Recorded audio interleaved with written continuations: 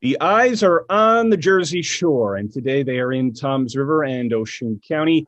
I am Vin Ebenau here with Toms River Councilman and Defense Attorney Terrance Turnbach and Paul Hulse, the President and CEO of Just Believe Incorporated. Today we're talking about how we can better help the homeless, things that Terrance and Paul have done to help the homeless and raise awareness for the homeless and food insecurity issues in Toms River and Ocean County, not just over the past year, but over the last few years. And sort of having a brainstorming think tank session here about discussing what the current homeless problem is in our area, especially, and what we can do to help, what we can do to raise awareness of that. And Terrance, I welcome you, and Paul, I welcome Thank you. you. Thanks for joining me on this call today and this discussion. Thank you so Always nice much to for be here. having us.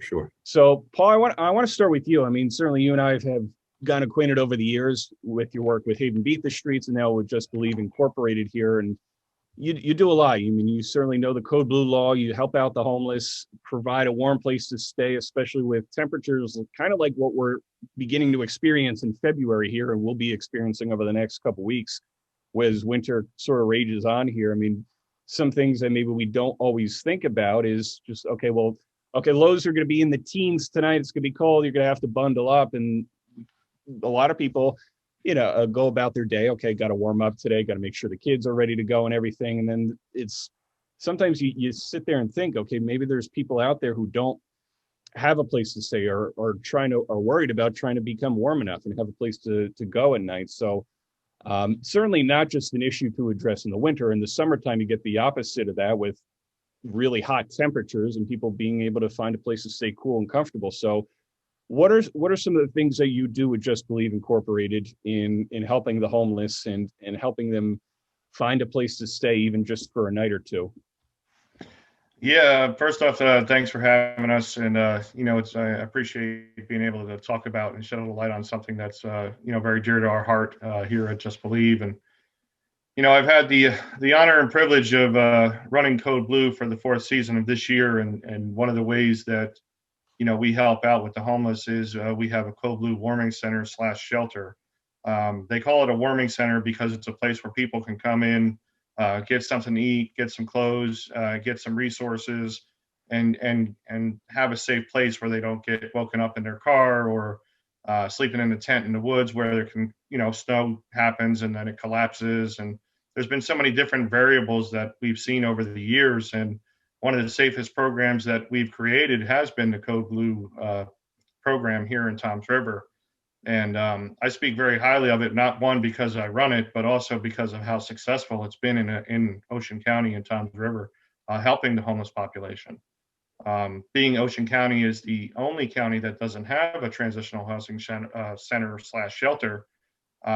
It's been difficult. We only get an opportunity 6 months out of the year to house people, get them plugged into some kind of resource, and get them back on their feet. And that's the challenge we have. So we have a short window of 6 months out of the year to try to help, and it fluctuates. We average anywhere from 18 to 23 people a night. So you got 18 to 23 people a night coming into our facility, and we're only, so many individuals that can help one person at a time. And it takes a huge effort to get one person out of their circumstance. So it's not just one person is going to say, okay, well, I'll take on this person and I have the act and I'm going to make sure that that's going to happen. It's going to take me, another volunteer, a staff member, Councilman Turnbach, another agency, another group of folks just to get one person out of homelessness. It takes a community effort. And that's what we've been able to create with the Code Blue project. So if that kind of explains that part of our organization, that's the basis of our heartbeat and mission to try to create a solution to homelessness. When people do come in, winter, summer, whenever, what are some of the services that they're automatically provided with? Is it a bed, a blanket, maybe some food and somewhere to be just for a day or two? Sure, great question. So as the Code Blue legislation is written, when temperatures drop below 35 degrees or below in Toms River, we can bring people into our center. Now, there's no length of time that they can stay or not stay. They can stay the entire time. So if we're open 2 weeks, 3 weeks, 4 weeks, they can stay there that entire time frame. And as they're staying with us, they can get the help that they need. So we automatically start an assessment program. We do an intake with them, find out what their needs are, and then start working with them and building that relationship. It's all about trust with homelessness. You know, you have to have they have to have trust you. You know, they're broken. They're not. It's not just the mental health part. It's not the drug addiction part. It's the trust issue. They've broken people's hearts. They've broken people's lives through their homelessness. And when they get to that part where they're coming to you, they're afraid that they're damaged goods. They're going to damage you too. They're going to damage you because they've damaged all of these people along the way. And now they're looking for you for help. And they're afraid because they're afraid once more they're just going to damage another relationship because they can't help themselves. And that's from the addiction side point. From the mental health side point, what I've learned is the trust barriers. So they could have diagnosis of schizophrenia, manic, all different things, and you have to build that trust barrier with them. So you're working not only through the homelessness part, but now you're working through that mental health part, and that takes time. It's not like, oh, well, tomorrow when they come in, they're going to want your help and everything's going to be great. You're going to have to go through that broken layer, and it takes time. They're going to yell at you, they're going to cuss at you, they're going to scream at you. There's going to be all different kinds of emotions that you're going to run through with them, and you got to be prepared for that. And it can be, from my point of view, it can be exhausting because I'm not dealing with just one person. I'm dealing with 18 to 23 people, plus the volunteers, plus the community. So at times it can be extremely, extremely exhausting. How do you and your staff kind of help people coming in off the streets from a variety of issues? I mean, whether it's from an addiction, maybe people lost their jobs for whatever reason, maybe they lost their homes. I mean, people are homeless for a lot of different reasons. And I think that's what a stigma we can get into over the course of the conversation here is just people just kind of cast homeless people as, you know, some people to stay away from and not help out, which is awful. But how do you help these people, especially coming in with a range of emotions? Maybe they're just desperate for help. Maybe they're a little shy walking in the door. At one point, a little prideful, perhaps, is I've come to a point where I need to go and seek shelter and seek help. Maybe they're coming in a little angry. So how do you and the staff have the thick skin and the emotions to handle that range of emotions of different people coming in for different reasons and making sure that they get the help that they need while they're there at the center and when they leave? Sure. A great question, you know, and it really comes down to experience. A lot of the people that volunteer and our staff members are either ex-addicts or have mental health issues, and they've kind of been dealing with those issues. And when people come in, we can kind of gear how we have to talk with those individuals. So we don't approach every person in the same way. Every person's different. So I may be a little bit more lenient on somebody else because I know, you know, what they're going through and how to handle that circumstance, where another volunteer, say a brand new volunteer, comes in and they want to help and it's great and they're all excited, but they don't understand what they're walking into. And you have to kind of understand your environment. That's the key piece. Is when you're working with brokenness, you have to understand each individual person has a different issue, and you have to be able to bend, turn, and act a different way with each individual, because they're different personalities, they're different brokenness. So I think it comes with experience, to be honest with you, Vin. You know, doing this for as long as I have, like you said, I was with Haven Beat the Streets, and you know, working as long as I have here in Ocean County. I've been back since 2011, and I started this mission down in Florida, and I really got trained. The church that I went to down in Florida, they trained me on how to adapt into the culture. And before I left Florida, I actually moved into a homeless shelter for 90 days, just so I had the understanding and the concept of how can I relate? How can I talk to people? How do I understand what they're truly going through if I've never gone through it myself? And I have that experience, not now only through that time, but now, I mean, I stay every night at the Code Blue Center. So over the last 4 seasons, I've only missed 10 days. I've been staying. So every year, I sacrifice my family, my children, to be there, because I believe in so much of what we're doing that it's an impact of change. And that's what I want to see. And that's what we're hoping to continue to grow into the next chapter. Councilman, I want to bring you in here as well. You certainly, going off of Paul's note there about kind of going through the experience. You did that a couple of weeks ago. for one night, just sleeping outside town hall in downtown Toms River. Um, what led to that decision? What made you want to sleep outside and kind of experience what it's like to be in the cold for even just one night? And what did that going through that experience teach you, perhaps, or maybe bring more attention to what it's like to be homeless, be in the cold, sleep outside, and try to figure out how to stay warm for 12, 16 hours? Sure.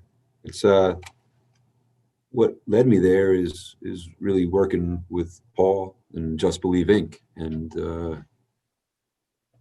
going out to visit Paul in 2018 at the Assembly of God Church when him and Pastor Paul Gifford had started this, and seeing the work they were doing and wanting to be a part of it. So initially I go out, I see them there. Then with the council, we work to get them to their present location at Riverwood Park. And when you go out to visit and see what Just Believe does and what Paul does, you can't help but be moved. It touches your heart. So you want to be a part of something like that and a part of that positive change for the community. So for me, I would go out and last year, my mission was to make sure they had food on some nights or clothes or bringing up drinks and just checking in. And this year, I indicated to Paul I wanted to start experiencing the overnights and being more part of the team. And it's really, when you sleep there, and there's such a feeling of safety and warmth there, and a feeling of home for people that don't have homes, that it impacts you. And I am very thankful for Paul that he had asked me to go out on an outreach and pick up some of the individuals. And that's the experience that led me to being outside for the night. Because when I picked up Mike, who's 7 years old, and Kenny, who's 75, and saw the conditions they were living in, I knew at that moment we had to shed some light on that and make the change. So it's all the experiences with Code Blue and Just Believe that led me to asking the commissioners to spend that night outside with me. And I'll tell you, Vin, that night outside was a learning experience for me because it was cold. And you go into that night knowing, look, I have a home, I have a place to go to in the morning, right? Mm-hmm. At 3 a.m. when you're freezing, on my mind were the homeless residents of Ocean County, that I'm sitting here in this tent and I know in 3 or 4 hours I'm going home to somewhere. But the experience that they have at that time is, how am I surviving?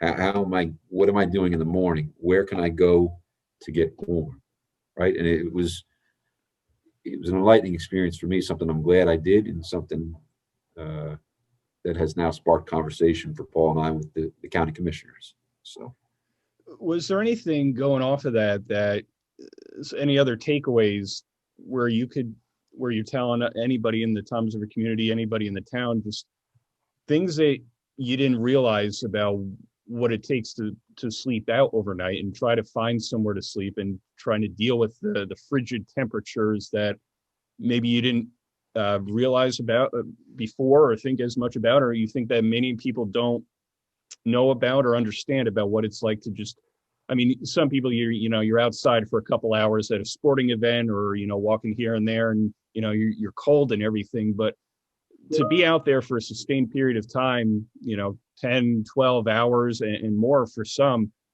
what was that experience like that you think that many people don't know much about or don't understand about what it's like to be in those conditions for that long and try to make yourself as warm and comfortable as possible? You don't realize how resourceful the homeless have to be to survive. That's the reality of it. And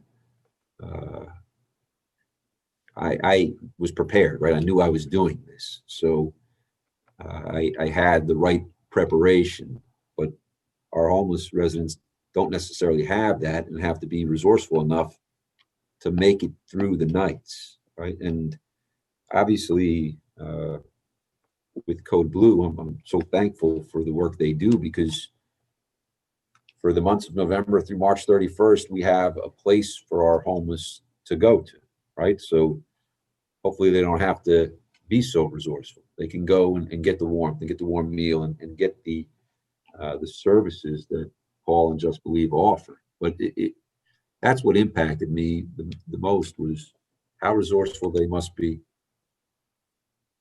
the mode they have to survive, right? Because they've got to survive, and that's not what we think about in our day to day. We go out saying, "Oh, it's cold," they pack an extra jacket. They're just trying to survive, right? And they don't want to be there. One of the other things I wanted to ask about, an initiative that you've also helped spearhead over the last year, now heading through week 47, almost a full year of doing this every Friday, and is helping out people who are food insecure every Friday morning, providing food to people, no questions asked and everything. If you need a little help, we're here to help you. So tell me how that's gone, how that developed, how that became an idea, how you've helped people basically over the last year, and how you're continuing to do so for people who need really the necessities of food. Sure. I'm going to give credit again to Paul and Just Believe, because at the beginning of the pandemic, we were in discussions, and the focus became more on food insecurity for a period of time in the spring as Code Blue was coming to an end statutorily. And I went back to the township, and then we partnered with Fulfill, thinking that we're going to do this for 1 week. Man, we thought week one, we'll go to 5 separate locations. We'll see if anyone comes, and we'll hand out some food boxes. And the response was absolutely overwhelming. And it was something where I said, we all agreed, the council, that we better do this for a second week, because we need this, and our residents need it. And at the time, you couldn't tell what was developing, right? We had a group of community volunteers coming out that cared and that wanted to do something to help the residents of the town. And here we are now, week 47. I can tell you, because I work with this really almost day in and day out. I can tell you, Vin, that this morning I got a call for someone that needed food, and we have it now ready for people even not on Fridays. So that family got food this morning. But my point is that every Friday now we're up to 450 boxes in Toms River that are going out to 450 families. Whether they show up, we deliver to those residents that don't have vehicles or that walk. So, and I've said this before to many people, we have such a family of volunteers there. The community has come together for this, that we really receive as much as what we're giving, right? It's really been impactful in my life, and it's been something that I'm proud to be a part of, not wanting the people to have the problem they have, right? But if we can offer something that helps them, and we do. I mean, we provide fresh produce to them and food for a number of days, and I can't say enough great things about Fulfill and the organization, but it's really been something that's moved me. Whether it's food insecurity, and both of you could certainly chime in on this, food insecurity or homelessness here, and certainly what you've both have learned and experienced yourselves or seen firsthand over the last year, over the last few years. Where do we go from here in helping people, who are food insecure, finding a couple meals a day, or finding shelter if they need it, if they have no place to go and get warm? What are some of the ways that we as a Toms River community, an Ocean County community, and whatever we do in our community, in our daily lives, to help out Just Believe Incorporated, to help out Fulfill, to help out people in our town, in our community, find some food for a little while or find shelter? Paul, you want to start, or do you want me to start? It doesn't matter, either one. If you want to go ahead. Okay, so the push that I believe Paul and I both trying to make, I know we are, is to establish a transitional housing center here in Ocean County. And Paul and Just Believe and Code Blue do such wonderful work from November through March and even before then. But if you think about it, Vin, each year is a cycle. So come March 31st, all the work that Paul has put into transitioning the homeless out of the woods and out of their cars, you'll look at the stats that they are phenomenally putting people in to permanent housing. You can see they're receiving services, but there are more homeless that are out there, and there are more that come April 1st want to be calling Paul to say, are you open tonight? But statutorily, he can't open, right? It runs March 31st, the end of Code Blue. So the reason 20 other counties, and there's 21 in the state of New Jersey, have transitional housing centers is so that come April 1st, that doesn't happen. So that the process that begins November 1st flows right through until people receive the right services and can transition out of homelessness. And that's how you end chronic homelessness. What we do, and thank God for what they're doing, it's really a Band-Aid until April 1st comes, and then the Band-Aid's being pulled off, and then we're starting over. And we have to think about this and do better. And that's at a county level. And I believe we've started that process. So I'm not condemning them as much as saying we've got to move forward with the transitional housing center year round with the proper services. You have to have the public educated too. It's not a shelter where people just go to be and be forever. That's not part of the plan. It's not what Paul Holson's group do. They come in, they identify what are the issues that are creating the homelessness, and try to love and address those issues to transition you out. And there's no greater feeling, and Paul can speak to this, than seeing those people go in to permanent housing after they've lived for years on the streets. It's all you, Paul.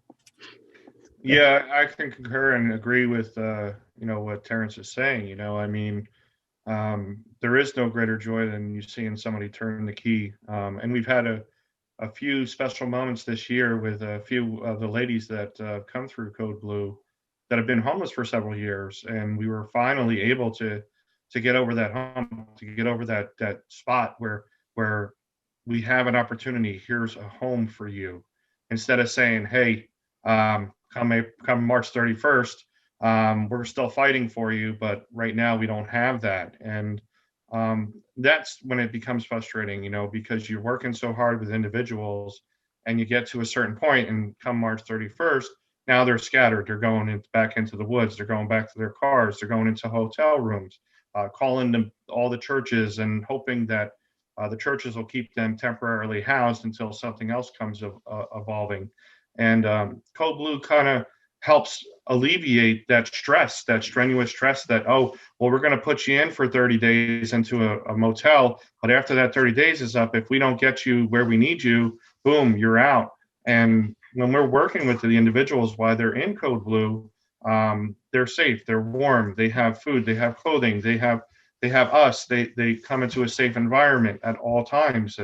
And I think that's what's so special about the atmosphere, as he elaborated earlier, a family atmosphere that we've created, because you want it to be homey. You want people to kind of put their guard down so you can work with them. And if you keep the guard up, you're never going to get through the barrier, and you're just going to put somebody in a home. And then next thing you know, they're going to be right back where they started, because you never developed a relationship. And Can I jump in on one other thing, Vin? Sure.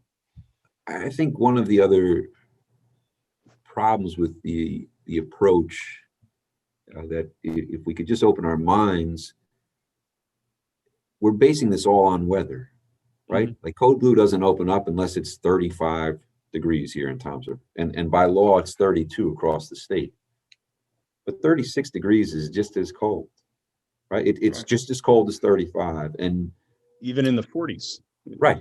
But we base this on, well, it's only weather related instead of it's human related, and that there's human beings out here that are residents of our community that need our help. The transitional housing center year round is not going to be based on weather. Right. It's going to be based on human needs. And so the approach is problematic in and of itself, that we've got to stop using weather as the barometer for when we help our fellow residents. How do we overcome sort of those challenges? I mean, to hit on your point, people aren't homeless because of it's too cold or too warm outside. People are homeless for a variety of different reasons, and they need they need help. And I think part of I guess the stigma associated with homelessness is that people think of it as a city issue and not a community issue, or something that that happens in Toms River, for example, or in Ocean County, where people need that transitional housing. People need a place to stay while they kind of either get back to work or find schooling or find a place to stay on a more permanent basis. So how does Ocean County more broadly take that next step in making sure that there's places for people to stay and go from being homeless to finding a job somewhere, or getting into a VOTEC school or a school to where they can kind of, at whatever age, get their life back on track again, and not have to be in such dire need for food and for shelter and for everything else? How do we take that next step, and what are some of the challenges that are standing in the way right now? The one thing that I see is obviously getting a location, having that land, having that spot is the key piece. I don't think financial barriers are as big as people think. I think once you have a location, the community is going to come around it. And Code Blue is a great resource and example of how the community will come around a project to help it do the work that it needs to do. And we can't look at it as, well, we don't want it. It's of course we don't want it. It's not a want, it's a need. It's a need. It's a need that's needed to happen in the community because we show that the need is there, and there's a solution behind it, which Just Believe does. 12 months out of the year is only another 6 months. It's not really that much more for us, except to, we'd have to add in some more staffing, obviously a little bit bigger building with a kitchen and a washroom, which we don't have, and showers. Add in those three elements, and boom, we can really do a bigger impact. Then you say, as far as jobs, people can volunteer in the kitchen, people can volunteer in the washroom. We have a thrift store that we just opened up to create elements to get people back into the workforce, so that they can rehabilitate and get back into society once more. That was one of the key pieces that I saw every year is, okay, I'm getting people into housing. What's the next step? How do I get them rehabilitated? So we implemented the thrift store to kind of create that next step environment. Give people a place that they can volunteer for a couple days a week. And we actually hired in one of the women that actually stayed in Code Blue. Her name is Teresa, who actually helped run the store. And it was that next step for her, because now she's plugged back in. She feels human again. She's part of something. And that's what people really want, is they just want to feel human again. And that's the best thing the best way I can explain it. I think our community leaders too have to be able to adapt to change and admit that just because something's been done in one particular way for 30 or 40 years doesn't necessarily mean it's the right way. And what I mean by that, Ben, is for the other 6 months of the year, what are our leaders doing?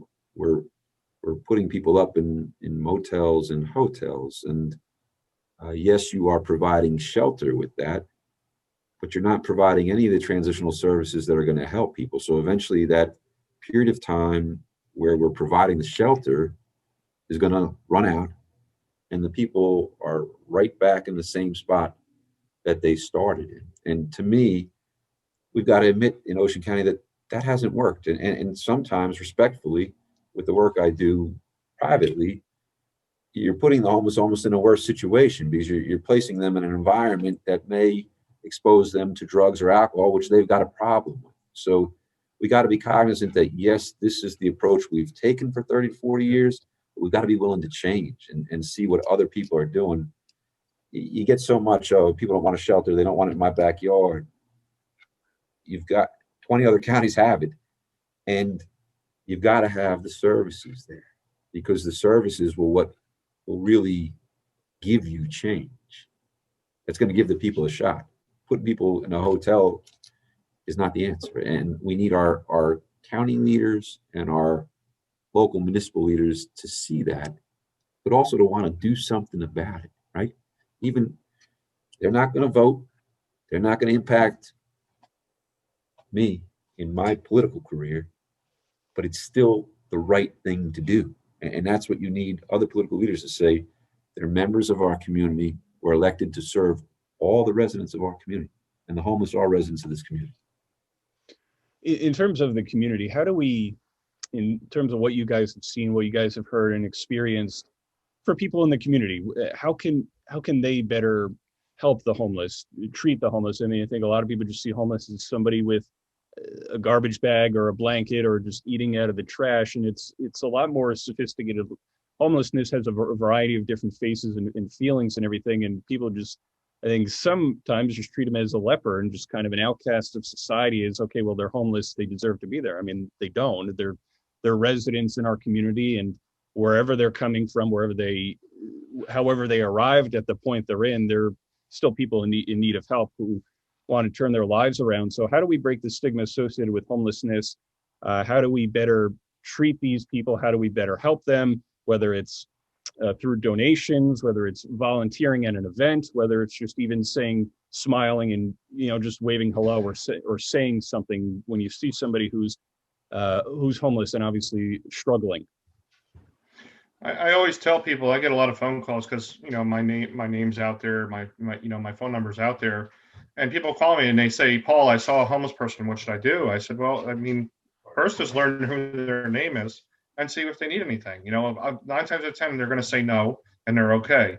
But what you can do is if you get yourself maybe a bottle of water or a Wawa gift card, like $5 Wawa gift card, or whatever's in the area, of that vicinity, whether it's Wendy's or something like that, you can always get a gift card at that store and say, hey, I just want to give you this. And then you can give them my card. You can always, people, they can give them my phone number, and we can try to contact them and see where they're at and maybe plug them into some other kind of service in the community. But people have to realize that they have a name. They're not just some homeless person. They have a name. It's Michael, Don, Jim, whatever.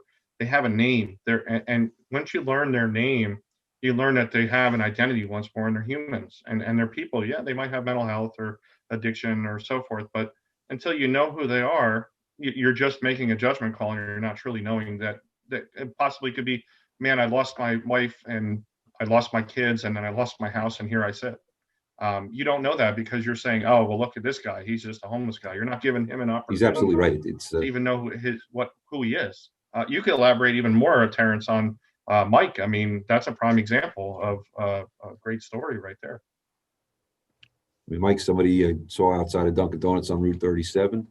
And the first time I approached him on Paul's lead, I bought a Dunkin' Donuts gift card for him, walked up to him, and he wanted no part of me. And he was, I don't want that. I'm okay. I'm okay. Exactly what Paul says. I was saying, I bought this for you. Please just take this. And then I would approach him again and, give him a cup of coffee or give him a couple bucks to get a cup of coffee. And eventually he sees that you see that he's human. And Paul's exactly right. It's all about the level of trust, right? So I see him. I've been telling him about Code Blue for weeks. Why don't you go over? Why don't you go over? Finally opened up to where he lived. I went in one afternoon after food distribution on a Friday, myself and Chuck Schleifer, and we brought him lunch. He popped his head up off the ground, and that impacted me, but he saw that we cared, right? And to the point now, when I end this interview, I'm going to go see Mike, bring him some lunch where he's at. He'll come back here to my office until Paul opens up at 4. And you have that level of trust, but you've got to look at people as human beings, and you've got to show them care. And that's something on a day-to-day, when you ask what the community can do, it's not hard to see who's homeless, right? It's not. You can see, you see Mike, he's struggling. A simple hello can make all the world of difference, right? No one's asking everyone to go out and build shelters, but just treat them as humans. You want to do more? We'll reach out to your commissioners, say this is important for us, right? And reach out in a positive way. Reach out in a way that's not condemning the fact that we're last, but that, hey, let's get this done and let's get it done together. That's something that can be done. Volunteer at Code Blue and join Just Believe, because you'll come there and you'll leave a better person. You will, because you're actively helping your community. So there's plenty of things that can be done on such a variety of levels that are only making our Ocean County community that much better. As we close up here, Paul, I want to ask a question. How can people help out Just Believe? How can people help out you in terms of whether it's donations of money or food or shampoo, toothpaste, whatever, or maybe any volunteer opportunities? How can people help out Just Believe? Yeah, great question. And first off, thanks again for having us to shed light on an issue that most people kind of shy away of. And it is a little dark in the way that you see me, but as the light is getting brighter, maybe the next time I'll actually be in a brighter light, so to speak. But you're a light in a lot of people's lives, Paul. So, well, there's a few ways people can get involved with Just Believe. The first way, obviously, you can go to justbelieveinc.org. Go to our website, learn a little bit about what's going on, navigate through there. We have our financial statement on there. People can learn about, what we're doing. Like us on Facebook, Just Believe Inc. on Facebook. I talked about the boutique store a little bit. If you go into the Just Believe boutique store, you're supporting our mission. You're supporting our cause. Whether you donate there, whether you shop in there, you're supporting the ultimate mission, which is to get a transitional housing center. That's our main focus. That's our main goal. When I came back to New Jersey from Florida, that was my sole mission. My sole mission was to build a shelter in Ocean County. I didn't know why. I had no idea why. But that's what I was on the mission from Florida to here. And now I know why, because of Terrance and all of these other people, Marie Maruka, Lori Hurick, Mo Hill, Gary Quinn, Ginny Haynes. They're all catching the vision and seeing that, wow, we have a solution here, and we can do this together. Just as Terrance was, it's not a one single person mission. This is a community mission, and if you want to support us, like I said, and get involved, like he said, write to the commissioners, say, hey, I believe in what these guys are doing. I think it's really important. We should do this. We should get it done. Homelessness didn't go away in 2014 when Tent City closed. Lakewood Tent City, I remember there was a big post out, Tent City's gone. And then there was a little pushback because they said, oh, well, we have, all these services. Well, if we have all these services, we still have a homeless problem, and it's 2021. No matter how you hide it, duck it, and weave it, it's always going to come back and resurface. So why don't we just deal with the elephant in the room instead of avoiding it? And now is the time. We have the right people in place, I believe, and I think we can get it done. I mean, I know Terrance is on 100% on board, and I know Tom Zerber is 100% on board with trying to get something done. Go to justbelieveinc.org and check us out. Councilman, any final thoughts? I think Paul nailed it, really, and it's the reference to Tent City is an excellent reference, because here we are 7 years later with the problem. So putting people up in hotels for 1 year did not solve it. We need the transitional housing that gets them the services that they need. So I feel, Vin, that we've got great momentum based off the work of Paul and Just Believe, and we have to build off that momentum and accomplish this. And it's going to take a community effort. It's going to take people saying, this is the right thing to do. Unfortunately, in politics, sometimes that has to move the needle. And the commissioner's going to have to hear from the community that we want this within our community. And people got to look in their hearts and see that if it moves you, this is the right thing for people, and it's the right thing for the residents of our county that need it most. I appreciate your time. I thank you both for joining me today and starting up this conversation. And you know what? I don't care what anybody says. You guys are saints in my book for doing the Lord's work here and helping out the homeless and raising awareness for these issues and trying to continue that mission here and helping out the homeless, because they're just like the three of us and just like everybody else that we see on a daily basis here. So thanks again for your time, and continue to do the good work that you're doing. Thank you. Thank you for your coverage. Thank you for the support and your kindness as well. And the kind words you just said. It's, if I get to heaven and he says, well done, faithful servant, that's all that matters. Amen to that. That is Paul Hulse, the CEO and president of Just Believe Incorporated, along with Tom Zerver, Councilman Terrance Turnbach. I am Vin Ebenau. Thanks for joining us for another episode of Eyes on the Jersey Shore, starting a conversation here or continuing one, however you want to look at it, on the homeless. Whether it's something you have done or are thinking about doing. If you can't volunteer in person or don't feel comfortable during the pandemic, maybe you could donate. If you can't donate, just continue that conversation. And if you see somebody homeless out in the community, if nothing else, just smile, wave hello, maybe ask a couple questions about how they're doing. And let's get this conversation moving here and help the homeless, not just in the winter, not just in the summer, but throughout the year as well. So please continue that conversation. Thank you again to my guest, Paul Hulse, and Councilman Terrance Turnbach in Toms River. I am Vin Ebenau. Make sure you stay alert to all our apps and our radio stations as well. Continue the conversation, be good to one another, and I'll see you next time.